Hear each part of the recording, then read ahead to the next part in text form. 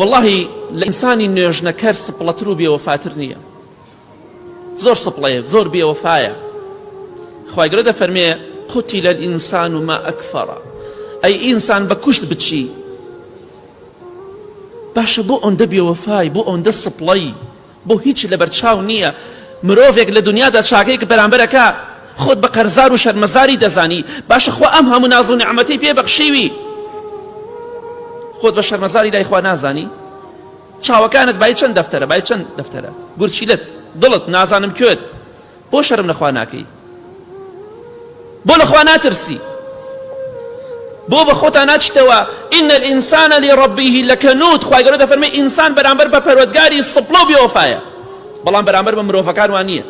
لەبەر چاوێتی فڵانکە چاکەی لەگەڵا کردووم، ئەی خوای گەورە چاکەی لەگەڵ تۆ نەکردووە، تۆ لەبەر چاوت نییە؟ ئەوەندە متەکەبیری ناتوانی سەجدە بۆ خوا بەری بچی. دوای